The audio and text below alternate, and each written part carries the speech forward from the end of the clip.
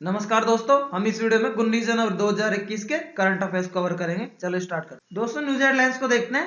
पहली news headline है, रक्षा अनुसंधान और विकास संगठन जिसको बोलते हैं डीआरडीओ ने केंद्रीय रिजर्व पुलिस बल सीआरपीएफ 5 मोटर बाइक एम्बुलेंस रक्षिता सौंपी है। क्या है मोटर बाइक एम्बुलेंस का नाम? रक्षिता। डीआरडीओ ने सीआरपीएफ को दिया है। दूसरी खबर है, भारत सरकार ने ईरान के चाबहार बंदरगाह की माल चढ़ाने उतारने की क्षमता को मजबूती दी है। ध्यान रखो, चाबहार बंदरगाह कौन से देश में? ईरान में। चलो तीसरे पॉइंट पे, देश में सड़क सुरक्षा के बारे में जागरूकता फैलाने और सड़क दुर्घटनाओं को कम करने के लिए आज राष्ट्रीय सड़क सुरक्षा का माह का उद्घाटन किया जाएगा। उद्घाटन समारोह नई दिल्ली में होगा और रक्षा मंत्री राजनाथ सिंह जी इसका शुभारंभ करेंगे। चौथी खबर है, सड़क परिवहन और राजमार्ग मंत्रालय ने पिछले सप्ताह 534 किलोमीटर लंबे राजमार्गों का निर्माण करके रिकॉर्ड बनाया है। दोस्तों, कल के सवाल के जवाब की तरफ चलते हैं। हमारा कल का सवाल था, पीजे नायक समिति भारतीय रिजर्व बैंक द्वारा स्थापित की गई थी। इस समिति का गठन किस लिए किया गया था? इसका जवाब है, भारत में बैंकों के निदेशक मंडलों के अभिशासन की समीक्षा, पब्लिक सेक्टर बैंक्स की गवर्नेंस को इंप्रूव करने के लिए। दोस्तों, इस कमेटी का एक बहुत ही महत्वपूर्ण रिकमेंडेशन था बैंक बोर्ड ब्यूरो का स्थापना। तो उसको देखते हैं। बैंक बोर्ड ब्यूरो पीजे नायक कमेटी के बेसिस पे स्थापित किया गया था और इसने काम करना कभी स्टार्ट किया था? 1 अप्रैल 2016 से।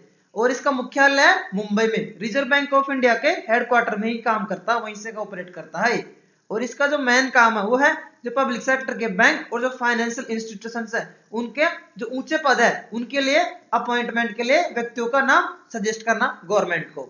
दूसरा है, बैंकों को व्यापार और कारोबार की रणनीति बनाने और कैपिटल जुटाने में सहायता करना और गाइडेंस करना। दोस्तों, हम चलते हैं आज के पहले सवाल पे।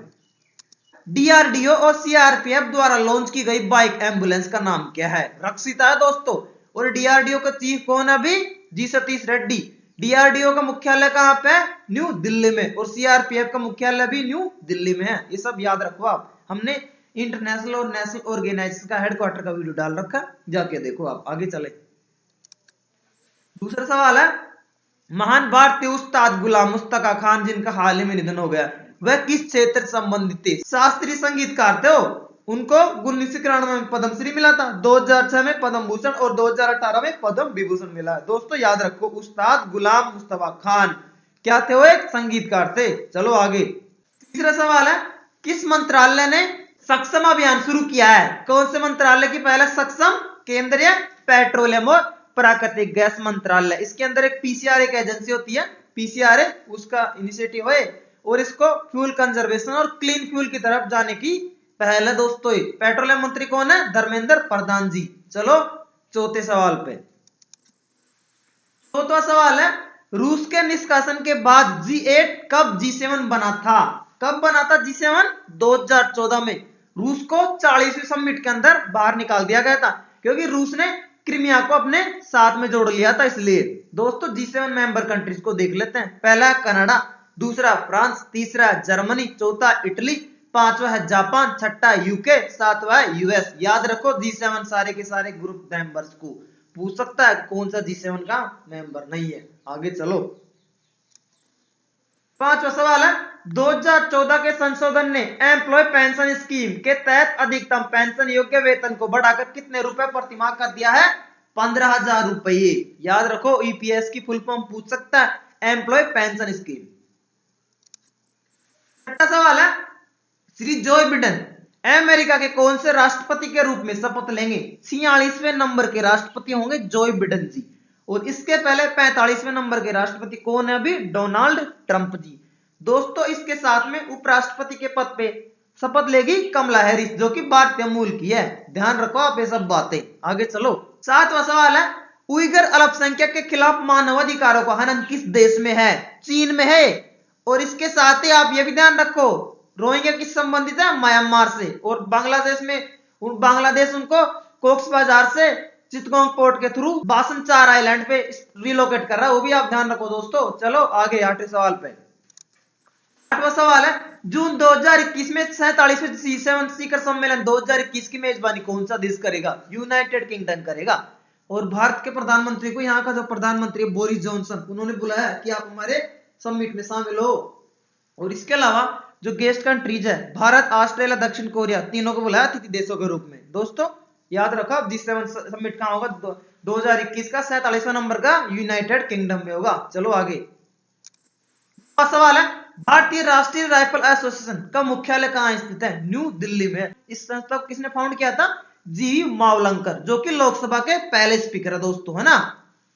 इसके बाद में अभी लोकसभा की 17वां लोकसभा स्पीकर कौन है? अभी लोकसभा की 17 स्पीकर कौन है? ओम बिरला जी, जो कि कोटा कंस्टिट्यूएंसी के। और इसके पहले 17वीं लोकसभा स्पीकर कौन थी? सुमित्रा महाजन जी। आप चलो 10वें सवाल पे। मिनी रत्न पीएसयू पवन हंस में सरकार की हिस्सेदारी क्या है? कितनी है पवन हंस में सरकार की हिस्सेदारी? 51%। और जब बचा हुआ 49% है ओएनजीसी का हिस्सेदारी उसमें। चलो आगे दोस्तों 11 सवाल है, 2020 में अपनी मातृभूमि के बाहर रहने वाले 18 मिलियन लोगों के साथ किस देश की दुनिया में सबसे बड़ी आबादी है? हमारे प्यारे भारत देश की आबादी है। कितनी है बाहर? 18 मिलियन। ऐसा कौन सा डाटा कहता है? एक रिपोर्ट है इंटरनेशनल माइग्रेशन 2020 रिपोर्ट, जिसको रिलीज किसने किया है?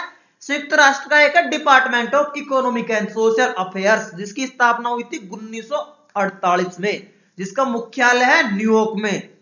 और भारत के सबसे ज्यादा लोग कौन से देश में रहते हैं? यूएई, यूनाइटेड अरब अमीरात, 3.5 मिलियन, यानी लगभग 35 लाख लोग इस देश में रहते हैं। चलो आगे रिपोर्ट का नाम ध्यान रखो, कौन सा संस्था निकालता है? UN DESA, department of economic and social affairs. आगे बढ़ो 12वां सवाल है, किस मंत्रालय ने शासन में पारदर्शिता श्रेणी के तहत इसको चैलेंजर पुरस्कार जीता है?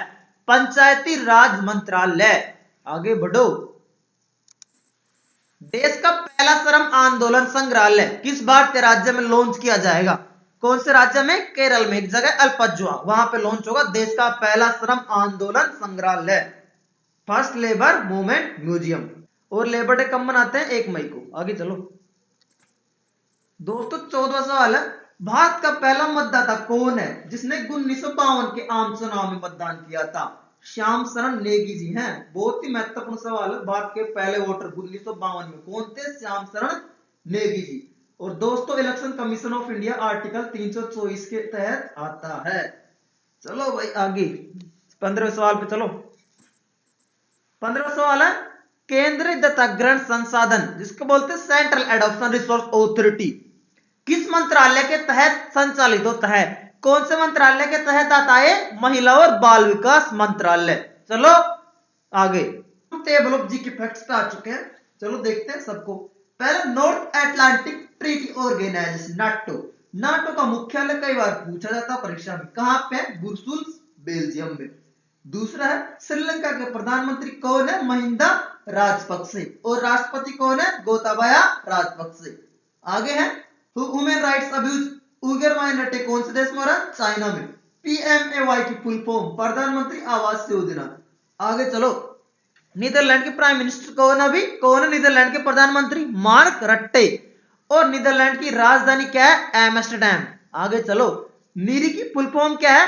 National environmental engineering research institute. याद रखो नीरी की full form national environmental engineering research institute. आगे चलो कोविन। कोविन कोरोना का जो वैक्सीनेशन चल रहा है उसकी वजह से न्यूज में है। कोविन की फुल फॉर्म क्या है? Covid vaccine intelligence network. मेरे गुलाब जामुनो याद रखो नाम क्या है? Covid vaccine intelligence network.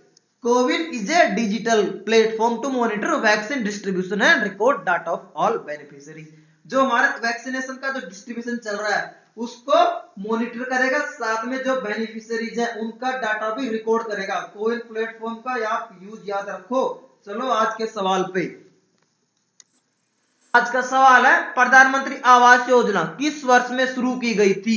दोस्तों आप सवाल का जवाब कमेंट बॉक्स में दें, साथ में जो आप जानना चाहते हैं या जानते हैं वो भी आप कमेंट बॉक्स में लिखें। और अगर आप अब तक भी हमारे चैनल से नहीं जुड़े तो आप हमारे चैनल को सब्सक्राइब करो, साथ में हमारे चैनल को विजिट करो, जो प्लेलिस्ट है वो देखो, वीडियोस को देखो, आपको कुछ ना कुछ पसंद आएगा तो वो वीडियो आप जरूर देखें। साथ में हमारे वीडियोस को आप देखने के साथ लाइक करो और आपके जो दोस्त है पढ़ाई कर रहे हैं उन तक पहुंचाओ, शेयर करो ताकि हम भी आगे बढ़ सकें। साथ में दोस्तों रसगुल्ला खाने का टाइम जा चुका है, अब आप गुलाब जामुन खाओ, चैनल के वीडियोस देखो, सपोर्ट करो, हमारी डेली करंट अफेयर सीरीज देखो, आरआरबी एनटीपीसी एनालिसिस देखो। और दोस्तों वीडियो देखने के लिए बहुत बहुत धन्यवाद।